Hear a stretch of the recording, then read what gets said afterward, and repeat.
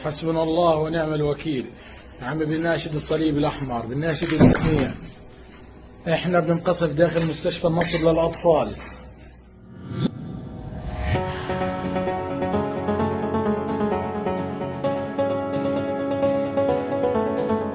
Rumah sakit anak Al-Nasr di wilayah Gaza Barat tidak dapat beroperasi lagi setelah menjadi sasaran serangan Israel.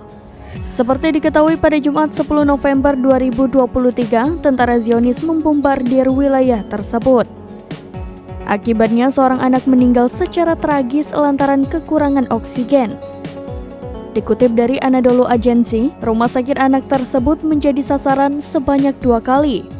Satu serangan menargetkan gerbang rumah sakit, sedangkan serangan lainnya diarahkan ke departemen-departemen di fasilitas kesehatan tersebut. Rumah sakit Al-Nasr mengalami kerusakan parah akibat serangan itu.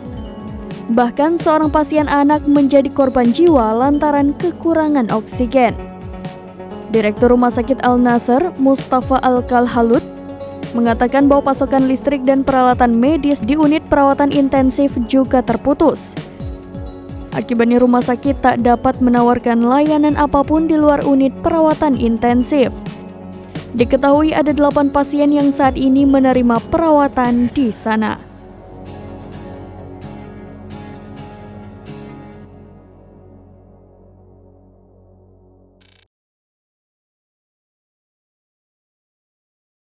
Download Tribun X sekarang, menghadirkan lokal menjadi Indonesia.